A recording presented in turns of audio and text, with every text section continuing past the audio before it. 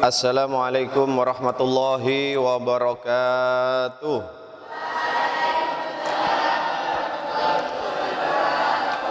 Alhamdulillahirabbil alamin wa bihi nasta'inu ala umurid dunya waddin. Assalatu wassalamu ala asrafil anbiya'i wal mursalin wa ala alihi wa ashabihi ajma'in. Allahumma salli wa sallim wa barik ala sayyidina wa habibina wa syafi'ina wa maulana Muhammadin miftahi babi rahmatillah adada ma fi ilmillah salatan wa salaman daimain bidawami mulkillah wa ala alihi wa sahbihi wa mawala. Allahumma inna nas'aluka ilman nafi'an wa rizqan tayyiban mubarakan wa amalan mutaqabbalan walhamdulillahi rabbil alamin. Kita lanjutkan pagi hari ini meneruskan pelajaran mengkaji surat Luqman. Pagi hari ini kita akan pelajari dua ayat, yaitu ayat yang ke-30 ayat yang ke-25 dan ayat yang ke-26.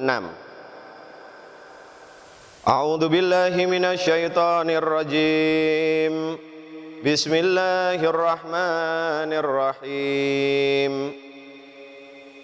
Wala in sa'altahum man khalaqas samawati wal ard la yaqulunna Allah qulil hamdulillah bal aktsaruhum la ya'lamun. Lillahi ma fis samawati wa ma lillahi ma fis samawati wal ard innallaha huwal ghaniyyul hamid. Shadaqallahul azim. Dua ayat akan kita pelajari pagi hari ini. Ayat ke-25 dan ke-26 ini melanjutkan penjelasan dari ayat yang ke-24 yang telah kita pelajari sebelumnya. Ayat yang ke-24 menjelaskan bahwasannya Allah Subhanahu wa taala memberikan kenikmatan-kenikmatan kepada orang-orang yang kufur kepada Allah, kepada orang-orang yang tidak beriman kepada Allah. Diberikan oleh Allah kenikmatan-kenikmatan dunia. Karena berupa kenikmatan dunia, maka kenikmatan-kenikmatan yang diberikan oleh Allah itu qalilan, hanya sedikit, hanya sebentar. Perhatikan di sini, hanya sedikit, hanya sebentar saja. Sesuai dengan umurnya di dunia. Maka kenikmatan yang hanya sebentar itu akan dibalas oleh Allah justru dengan siksa, dengan azab yang sangat pedih dan dalam jangka waktu yang tidak terhitung selamanya. Jadi permisalannya adalah orang yang menikmati sesuatu yang menyenangkan untuk dirinya, tetapi hanya sebentar. Setelah dia menikmati sesuatu yang menyenangkan itu, justru dia akan mengalami kesengsaraan untuk selama-lamanya. Kemarin Habib Isa memberikan permisalan yang sangat mudah untuk memahami ayat 24 itu. Habib Isa berikan permisalan seseorang yang makan makanan yang dia sukai, misalkan apa? Rujak, ya, rujak manis yang pedas, karena itu memang kesukaannya. Dia tahu bahwasannya kalau dia makan itu, maka akan menyebabkan perutnya menjadi sakit. Dia ngerti itu, tetapi kemudian tetap dia makan saja. Walaupun setelah makan rujak dia nikmati betul, kenikmatan itu paling hanya 10 menit, tetapi dampaknya, akibat yang dia rasakan berupa kesengsaraan, merasakan sakit perut dalam jangka waktu yang lama. Orang yang seperti ini sebetulnya adalah orang yang tidak menggunakan akal pikirannya. Kalau toh orang seperti itu menggunakan akal pikirannya, berarti akal pikirannya sedang tidak sehat. Bagaimana mungkin orang akan mau menikmati sesuatu yang membuat dirinya nikmat dalam waktu yang sebentar, tetapi kemudian merasakan kesengsaraan dalam jangka waktu yang lama? Ini hanya orang-orang yang berpikiran tidak sehat saja yang mau melakukan hal seperti itu. Nah, para santri dan para pendengar di rumah, keanehan dalam pola pikir orang-orang musyrik, orang-orang kafir itu terhadap keengganan mereka untuk beriman kepada Allah, walaupun mereka sudah diberikan kenikmatan di dunia, dia hanya memilih kenikmatan yang sebentar. Dia tidak mau peduli besok di akhirat dia akan sengsara selamanya, dia nggak peduli. Yang penting di dunia aku merasakan kenikmatan. Orang-orang musyrik, orang-orang kafir yang berpikiran seperti itu sungguh sangat aneh kalau kita logikakan dengan nalar berpikir yang sehat. Nah, keanehan mereka dalam berpikir itu ditambahkan lagi oleh Allah penjelasannya, yang semakin membuat kita ini merasakan aneh pikiran mereka ini. Apa itu? Di ayat yang ke-25 Allah subhanahu wa ta'ala menyampaikan, wala in sa'altahum, dan sesungguhnya ya Muhammad, jika engkau tanyakan kepada mereka. Mereka yang dimaksud siapa? Orang-orang kafir, orang-orang musyrik yang tidak mau beriman kepada Allah.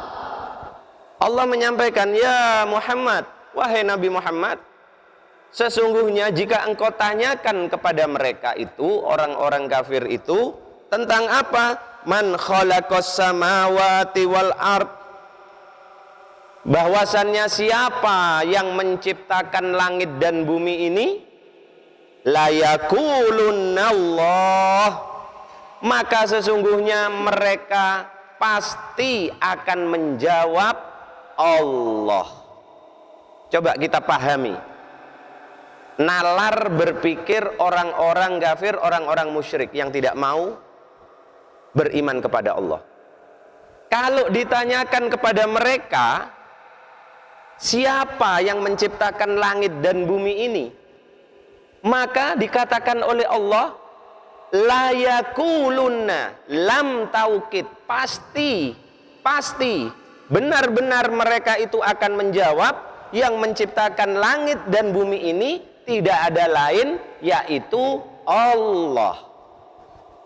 Ini aneh, meyakini bahwasannya yang menciptakan langit dan bumi itu adalah Allah, tetapi kemudian mereka tidak beriman kepada Allah. Paham tuh ya?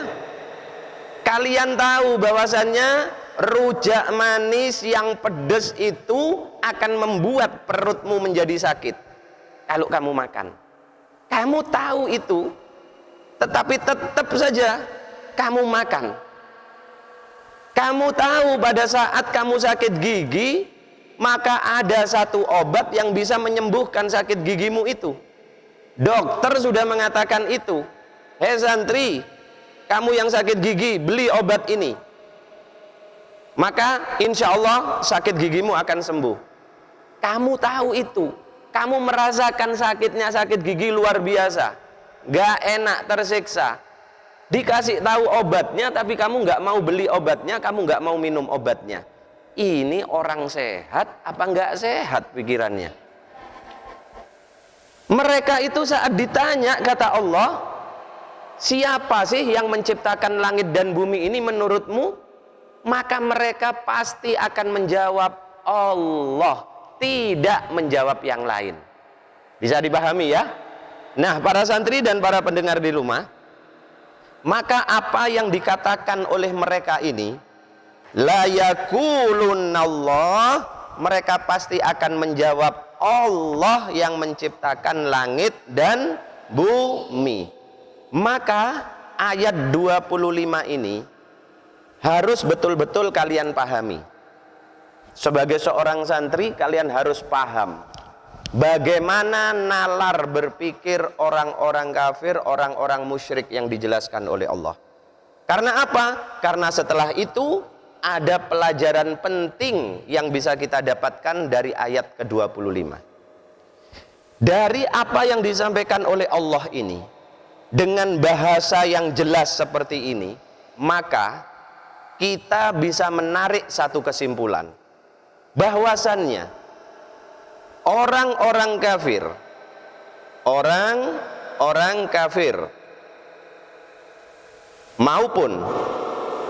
maupun orang-orang musyrik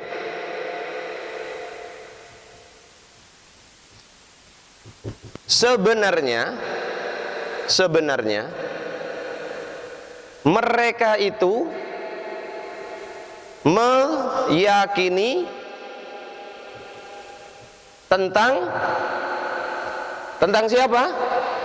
Tentang Allah. Mereka meyakini tentang Allah. Maka apa yang mereka katakan pada saat ditanya siapa yang menciptakan langit dan bumi ini? La yaqulunallah, mereka pasti menjawab adalah Allah. Maka jawaban mereka yang seperti ini, para santri dan para pendengar di rumah, berarti mereka itu meyakini, berarti mereka meyakini Allah secara rububiyah. Secara rububiyah. Apa maksudnya meyakini Allah secara rububiyah? Perhatikan dulu nulisnya nanti biar betul-betul paham kalian. Yang dimaksud dengan meyakini Allah secara rububiyah adalah mengesakan Allah, mengesakan Allah. Apa mengesakan Allah itu maksudnya? Maksudnya mengesakan Allah apa? Perhatikan biar kalian paham betul. Apa maksudnya mengesakan Allah? Meyakini hanya Allah satu. Dalam hal apa? Dalam 3 hal. Yang pertama, hanya mengesakan Allah dalam penciptaannya. Mereka ini meyakini dari kalimat yang disampaikan oleh Allah bahwasanya orang-orang kafir, orang-orang musyrik di zaman baginda Nabi ataupun di zaman sebelum baginda Nabi, di zaman nabi-nabi dan rasul sebelumnya, ternyata mereka itu meyakini Allah secara rububiyah. Maksudnya, yang pertama mereka meyakini Allah hanya satu-satunya zat pencipta. Bumi dan langit tidak ada yang lain yang menciptakan kecuali Allah. Itu sangat diyakini oleh mereka. Mereka percaya dan mereka yakin. Yang kedua, mereka mengesahkan Allah dalam hal kekuasaannya. Mereka yakin bahwasannya Allah itu maha kuasa. Allah yang maha kuasa.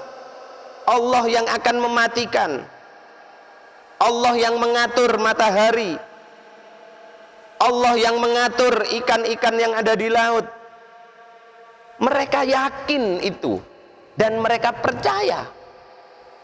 Yang ketiga, keyakinan rububiyah yang dimaksud adalah mereka ini orang-orang kafir, orang-orang musyrik meyakini Allah dalam hal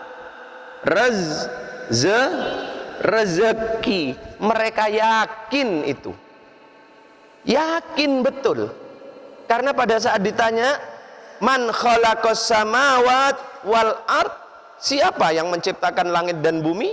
Maka mereka pasti menjawab Allah. Tidak ada yang lain. Nah, ayat 25 ini menjadi dalil, menjadi bukti bahwasannya orang-orang musyrik, orang-orang kafir di zaman baginda Nabi maupun di zaman nabi-nabi sebelum baginda Nabi, mereka itu sebetulnya yakin dan percaya kepada Allah, tetapi secara rububiyah. Secara rububiyah. Nah, persoalannya di sini adalah para santri dan para pendengar di rumah, ini pemahaman yang agak serius, butuh pemikiran yang sungguh-sungguh. Persoalannya kemudian muncul setelah mereka itu yakin dan percaya kepada Allah secara rububiyah, zat Allah, bahwasanya Allah itu maha pencipta, Allah itu maha kuasa, Allah itu maha memberikan rezeki. Tetapi kemudian mereka justru mengingkari Allah dalam hal uluhiyah. Dalam hal uluhiyah. Apa maksudnya mereka mengingkari Allah dalam hal uluhiyah? Maka mereka melakukan ubudiyah, melakukan ibadah-ibadahnya bukan hanya untuk Allah saja. Jadi keyakinan uluhiyah ini adalah meyakini bahwasannya ibadah kita ini hanya untuk Allah, tidak untuk yang lain. Sedangkan orang-orang kafir, orang-orang musyrik ini, mereka meyakini Allah secara rububiyah, tetapi justru mereka mengingkari Allah secara uluhiyah. Artinya mereka beribadah bukan semata-mata untuk Allah. Buktinya apa? Buktinya orang-orang kafir musyrik yang ada di kota Mekah, mereka beribadah selain mereka tujuannya kepada Allah, tetapi juga kepada berhala, kepada Lata, Uzza, Mana, kepada patung-patung itu juga mereka sembah. Nah, disinilah letak persoalannya para santri dan para pendengar di rumah. Sehingga walaupun mereka itu meyakini zat Allah secara rububiyah, tetapi kemudian mereka tidak dikatakan sebagai orang yang beriman lantaran mereka justru mengingkari Allah di dalam hal uluhiyah. Pada saat mereka beribadah, ternyata ibadahnya bukan semata-mata hanya untuk Allah.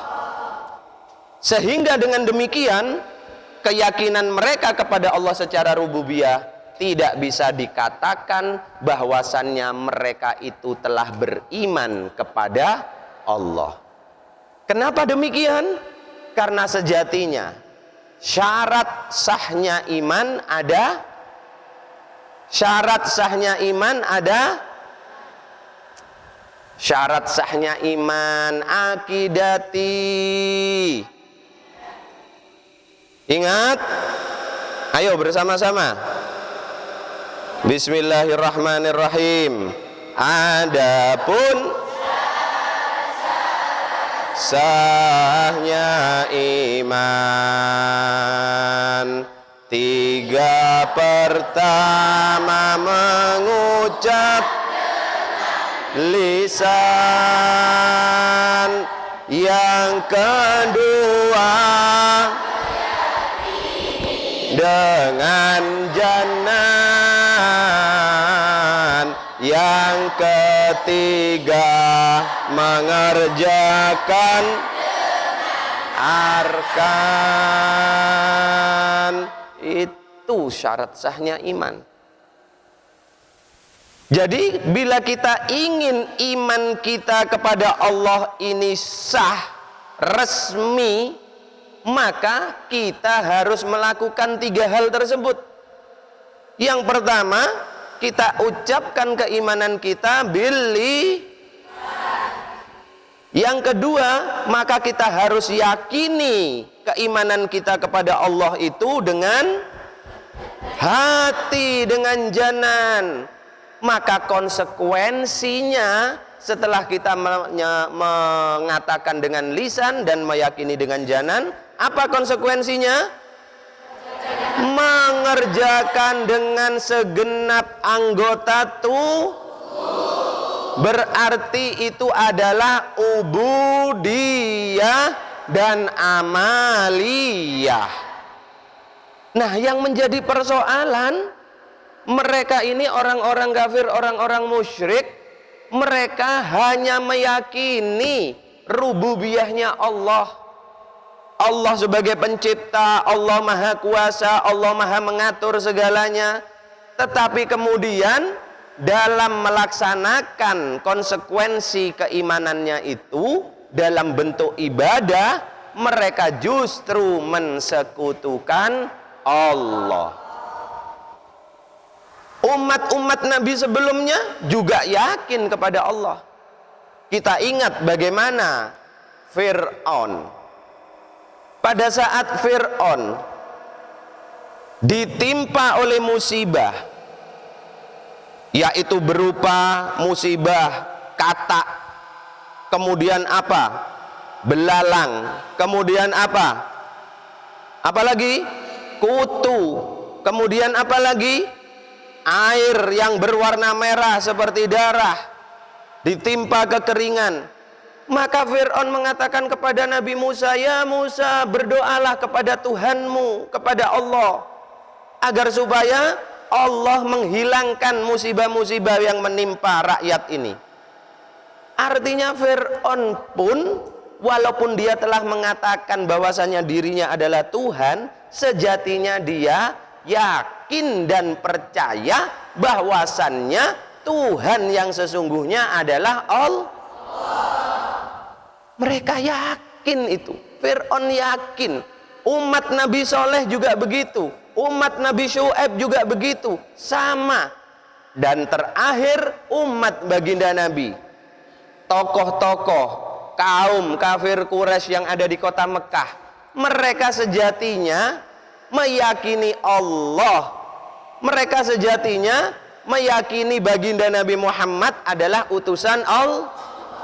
Mereka sejatinya meyakini Al-Quran ini adalah kitab yang diturunkan oleh Allah. Yakin, mereka percaya.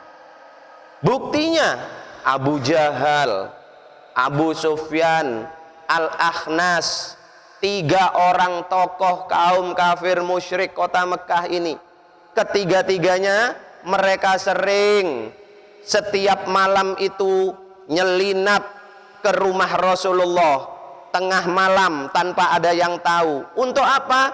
Untuk mendengarkan bacaan Al-Quran yang dibacakan oleh Rasulullah. Mereka 3 malam berturut-turut nguping ya, ditempelkan telinganya di dinding rumah Rasulullah untuk mendengarkan bacaan Al-Quran yang dilantunkan oleh Rasulullah.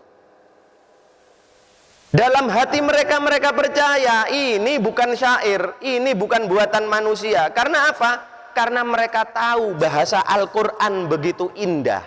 Karena bahasanya menggunakan bahasa Arabiah, bahasa mereka sehari-hari. Sehingga Abu Jahal, Abu Sufyan, Al-Akhnas, mereka tahu ini bukan buatannya Muhammad, bukan. Karena tidak mungkin manusia akan membuat bahasa seindah ini. Mereka yakin bahwasanya itu adalah wahyu dari Allah. Terbukti pada saat ketiga-tiganya ini kemudian saling bertemu, kemudian saling bertanya, "Wahai Abu Jahal, apakah engkau yakin bahwasanya Muhammad itu adalah utusan Allah?" Maka Abu Jahal mengatakan, "Aku percaya karena aku tahu Muhammad itu adalah manusia yang paling jujur di kota Mekah ini. Apa yang disampaikan Muhammad tidak mungkin berbohong." Mereka tahu itu. Tetapi kemudian pada saat ditanya, "Lalu kenapa kamu tidak beriman kepada Muhammad?" Nah, disitulah kemudian persoalan muncul. Nah, para santri dan para pendengar di rumah, Maka Allah melanjutkan, kulil hamdulillah, wahai Nabi Muhammad, pada saat orang-orang kafir, orang-orang musyrik itu, saat engkau tanya siapa yang menciptakan langit dan bumi, mereka pasti akan mengatakan Allah. Maka pada saat mereka mengatakan, katakanlah ya Muhammad, alhamdulillah, segala puji bagi Allah. Ternyata kalian juga meyakini bahwasannya pencipta langit dan bumi dan semua ini adalah Allah. Tetapi Allah kemudian mengatakan, bal aktsaruhum la ya'lamun, tetapi kebanyakan mereka tidak mengetahui. Nah, para santri dan para pendengar di rumah, dari ayat ke-25 ini akan muncul pertanyaan. Kalau mereka sudah meyakini Allah secara rububiyah, tetapi kenapa kemudian mereka justru mengingkari Allah di dalam peribadatan mereka? Tetapi kenapa mereka tetap tidak mau beriman kepada baginda Nabi Muhammad Sallallahu Alaihi Wasallam? Yang menjadi persoalan sebetulnya itu bukan mereka tidak yakin dan tidak percaya kepada Allah, bukan. Tetapi mereka tetap pada jalur kekafirannya, tidak mau beriman karena mereka tidak mau mengakui Nabi Muhammad sebagai utusan Allah. Itu persoalannya. Jadi mereka tetap pada kekafirannya, tidak mau beriman. Ternyata hanya dua alasan. Ini perhatikan, orang-orang kafir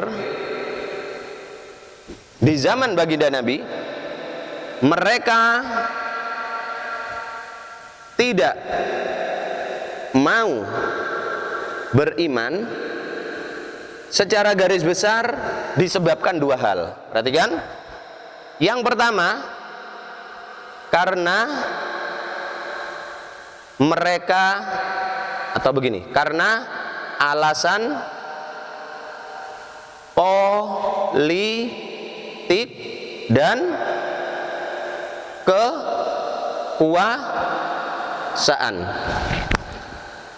Karena alasan politik dan kekuasaan.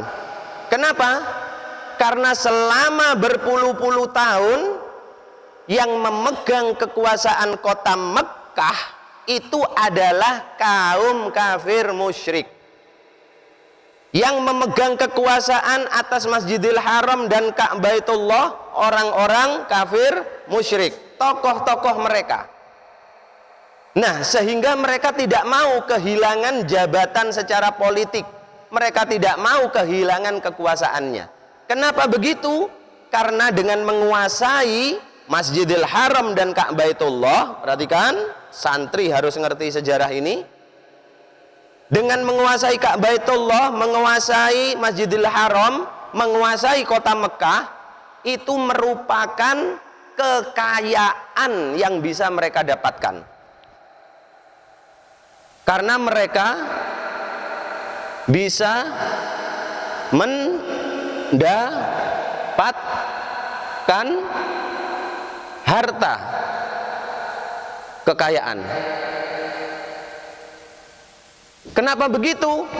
Bisa kalian bayangkan, setiap tahun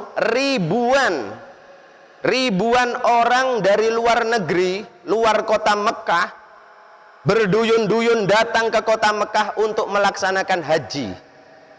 Pada saat itu melaksanakan haji, walaupun tata cara ibadah hajinya jauh dari tuntunan yang disampaikan oleh Nabi Ibrahim. Mereka tawaf dengan telanjang, sangat jauh dari tuntunan yang disampaikan oleh Nabi Ibrahim. Tetapi setiap tahun kota Mekah itu selalu didatangi oleh ribuan orang-orang dari luar kota Mekah, dari luar negeri untuk melaksanakan haji. Sehingga apa? Dengan kedatangan jamaah haji itu, mereka bisa mendapatkan keuntungan dari bisnis mereka. Ini alasan yang pertama. Yang kedua, mereka tetap tidak mau mengikuti ajakan baginda Nabi untuk beriman kepada Allah, mengikuti agama Islam ini, karena mereka kehormatan dan harga dirinya jatuh. Kenapa? Karena mereka menganggap Nabi Muhammad itu bukan dari suku mereka, sehingga mereka tidak mau mengikuti Nabi Muhammad. Yang kedua, mereka menganggap Nabi Muhammad ini masih anak muda. Bagaimana mungkin aku yang sudah tua, aku tokoh di kota Mekah, yang sudah dieluk-elukan, dihormati oleh masyarakat kota Mekah, bahkan di luar kota Mekah, lalu kemudian aku harus mengikuti apa yang menjadi ajaran Muhammad. Nggak mungkin, kata mereka. Nggak mungkin. Harga diriku, kehormatanku akan jatuh. Yang ketiga, mereka menganggap, untuk apa aku mengikuti Muhammad ini? Muhammad ini pemuda yang miskin, nggak punya harta. Sedangkan aku ini pejabat, aku kaya, hartaku melimpah. Untuk apa aku mengikuti Muhammad? Kalau aku mau mengikuti Muhammad, maka aku berada di bawah Muhammad, dan itu akan menjatuhkan kehormatan dan harga diriku. Itu prinsip mereka. Bisa dipahami ya? Bisa dipahami? Ya. Sehingga mereka begitu sulit untuk diajak mengucapkan asyhadu alla ilaha illallah wa asyhadu anna Muhammadar Rasulullah. Saat mereka mengucapkan asyhadu alla ilaha illallah, mereka tidak mengalami kesulitan, mereka tidak keberatan. Tetapi pada saat mereka diperintahkan mengucapkan wa asyhadu anna Muhammadar Rasulullah, disitulah mereka yang tidak mau. Sampai di sini bisa dipahami? Bisa dipahami ya? Nah, inilah para santri dan para pendengar di rumah.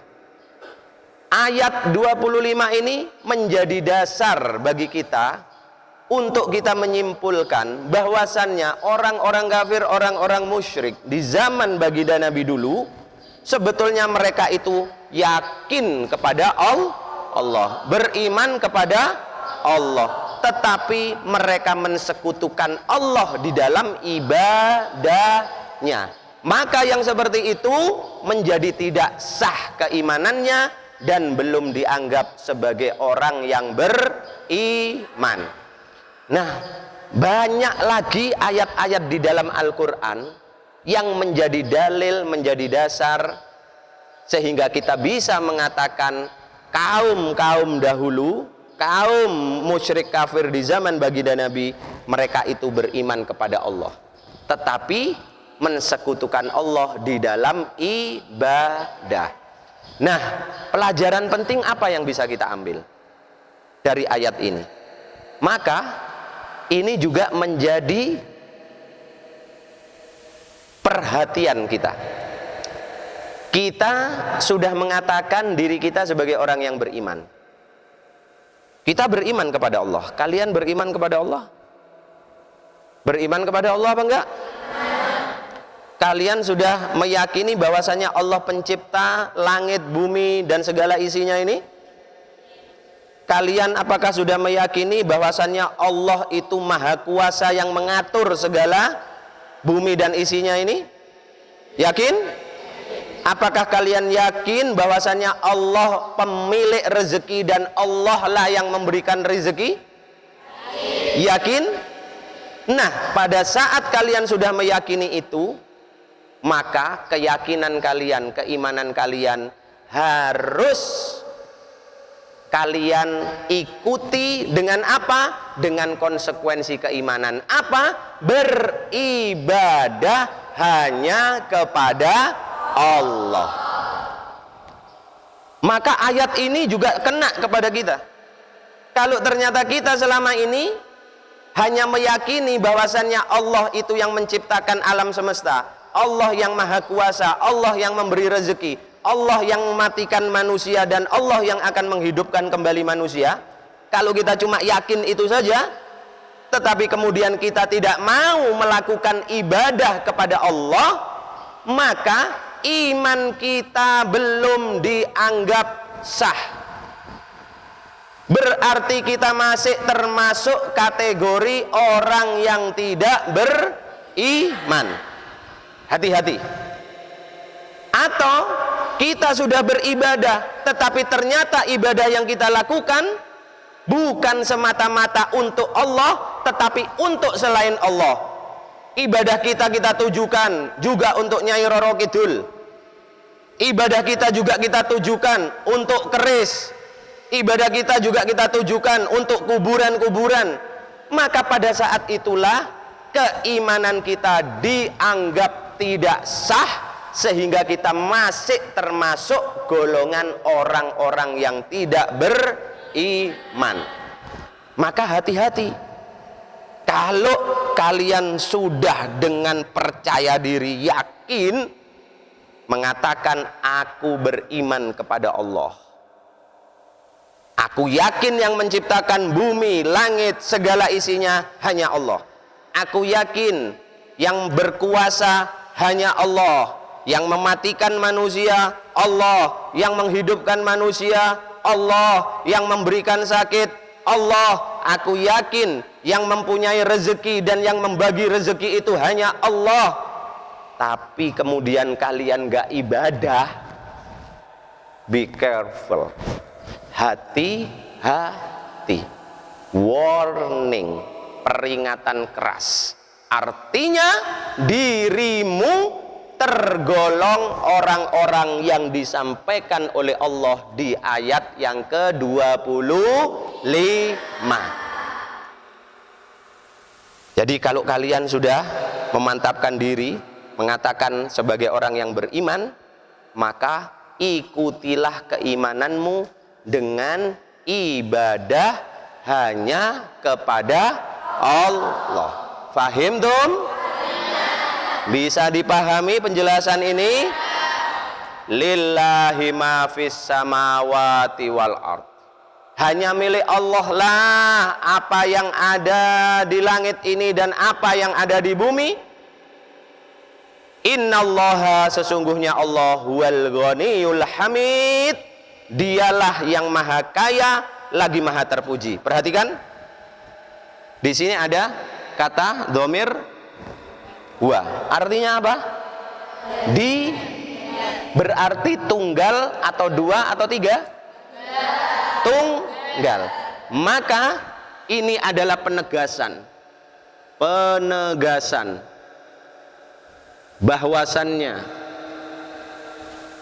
bahwasannya hanya Allah yang punya kekayaan,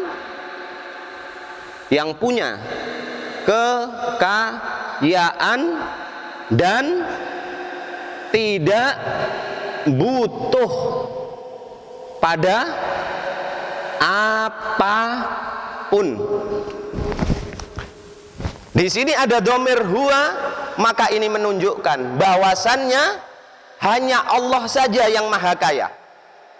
Hanya Allah saja yang tidak butuh pada apapun. Selain Allah tidak punya kekayaan.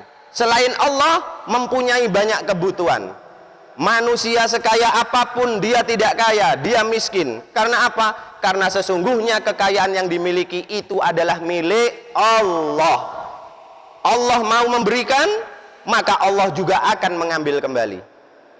Sekaya apapun manusia, sehebat apapun manusia, tidak ada manusia satupun di bumi ini yang tidak punya kebutuhan.